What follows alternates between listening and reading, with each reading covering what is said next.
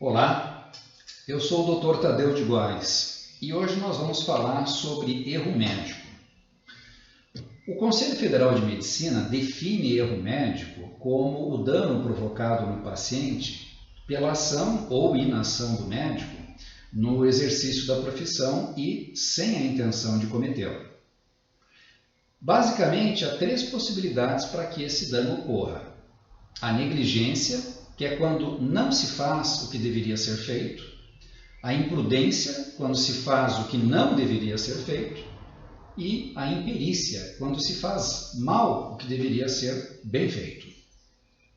Apesar do nome erro médico, na verdade também pode decorrer da atuação de outros profissionais, como enfermeiros, por exemplo, ou até mesmo do próprio hospital. Mas hoje eu vou me deter especificamente no erro do profissional médico. E o erro médico existe desde que passou a existir médico e nunca foi bem aceito. Há que se ter muita grandeza de espírito para perdoar alguém cuja falha tirou de você seu filho, seu parceiro, seu amigo, seus pais, às vezes seu sonho. O famoso Código de Hammurabi, aí de 2400 anos antes de Cristo, ele já estabelecia: o médico que mata alguém livre no tratamento ou que cega um cidadão livre terá suas mãos cortadas. Se morre o escravo, paga seu preço. Se ficar cego, a metade do preço. Alguns povos antigos entregavam o médico à família do doente falecido por uma suposta imperícia para que eles mesmos fizessem justiça como bem entendessem. Bem, hoje a gente já não perde as mãos, mas perde dinheiro, perde o sono, perde a paz, perde o equilíbrio, perde parte da vida. Conviver com a culpa de um erro pode ser devastador. Se você pensa em fazer medicina, especialmente algumas especialidades, pense não só no bônus ou status que você imagina que possa ter, mas também no ônus, que certamente terá. Não por acaso, os novos profissionais tendem a optar por especialidades com menor risco e maior remuneração. Eu me lembro que quando passei no concurso de residência médica em ginecologia e obstetrícia, a prova era tão concorrida quanto o vestibular. E hoje a situação é muito diferente e algumas especialidades têm tido muito pouca procura, seja pela pouca remuneração, seja pelo grande risco de processo, seja por ambos. Obstetrícia e pediatria são dois exemplos. Todos nós médicos, como todo mundo, já errou. E aqueles que por acaso ainda não erraram, é porque ainda não trabalharam muito. Fatalmente um dia errarão e terão que conviver com uma dor que é quase tão grande quanto aquela da família que ele vitimou. Afinal, nunca foram deuses. Embora, em algumas ocasiões, sua atividade se aproxime um tantinho da divina, pois tem vidas literalmente em suas mãos. Evidentemente, também eu já cometi erros. Que eu tivesse me dado conta, foram poucos os erros verdadeiramente importantes. E eu digo isso porque muitas vezes, e isso ocorre em todas as atividades, um erro sequer é percebido. Você já notou que nas grandes tragédias da aviação, o acidente costuma ocorrer não em função de um erro isolado, mas como resultante de várias falhas? Se uma delas não tivesse ocorrido, toda a tragédia não ocorreria. E todas as outras falhas talvez não fossem sequer percebidas. No meio médico, ocorre a mesma coisa. Alguns erros simplesmente não têm maiores consequências porque, de alguma forma, a evolução do caso é satisfatória, apesar do erro. Então, provavelmente já cometi mais erros do que eu sou capaz de me dar conta. Mas, apesar de poucos, são dolorosos e inesquecíveis. Eu trabalho com obstetrícia, o que eu acho muito gratificante, mas é uma especialidade em que não se espera outro resultado que não seja a perfeição. Mais ainda do que especialidades como cirurgia plástica, por exemplo. Nenhum outro resultado que não seja a mãe saindo da maternidade bem e com seu filho lindo e perfeito nos braços é bem aceito. Qualquer coisa diferente disso remete à ideia de erro médico. Ao longo destes muitos anos de atividade e de alguns milhares de partos, eu aprendi a não me encantar demasiado com os elogios quando do resultado feliz. Eu tenho comigo que a relação com o paciente é um tanto passional, como a de um jogador de futebol com a torcida. No dia da vitória e do golaço, ele é ovacionado, mas na derrota, que vem apesar do seu esforço, ele é vaiado e humilhado. Compreensível, somos todos humanos, nem todos no mesmo grau, mas ainda assim todos humanos.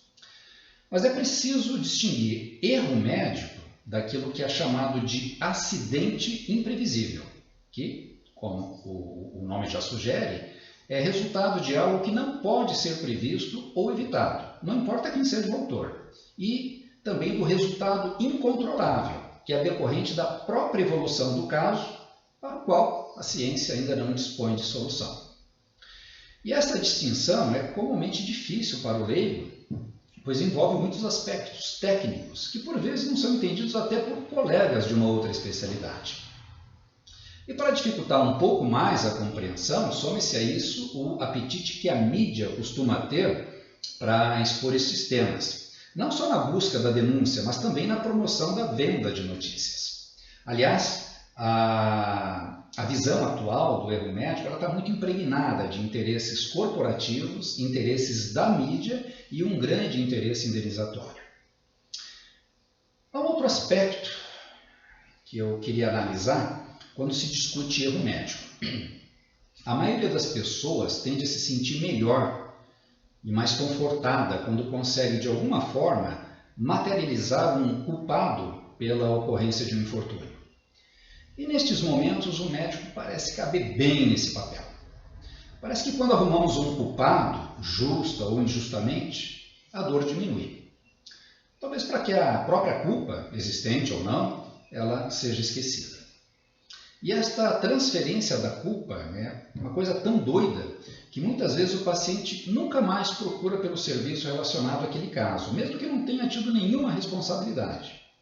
Eu já tive pacientes que nunca mais me procuraram após eu fazer um ultrassom e dar o diagnóstico de uma possível alteração cromossômica, como síndrome de Down, por exemplo, mesmo que não tivesse nenhuma responsabilidade sobre aquilo.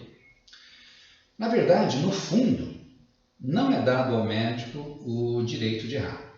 Pois, por mais que tenhamos evoluído, ainda existe uma presunção de infalibilidade do médico que assemelha o médico a deuses e sacerdotes. Isso, como escreveu Júlio César Meireles Gomes em suas reflexões, isso concorre para uma dramática reversão de expectativa diante do erro consumado, quase insuportável para o leigo. Então o médico acaba tendo um penoso e permanente compromisso com o sucesso. Bem, veja, estamos falando aqui de erro médico. Se a gente for falar de medicina errada, bom, aí o buraco é mais embaixo. Os chamados eventos adversos em hospitais são a segunda causa de morte mais comum no Brasil. Segundo o primeiro anuário da Segurança Assistencial Hospitalar no Brasil, que foi produzido pelo Instituto de Estudos de Saúde Suplementar e pela Faculdade de Medicina da Universidade Federal de Minas Gerais. De acordo com um estudo deles, os eventos adversos matariam mais que a soma dos acidentes de trânsito, homicídios, latrocínios e câncer. É claro que esses números devem ser avaliados com cuidado, porque esses dados eles são estimativas, ou seja, os pesquisadores analisaram uma amostra de casos, calcularam o seu percentual e extrapolaram para o total de pacientes atendidos no país. E isso diminui a precisão dos resultados. Mas a situação real não deve ser muito diferente, não.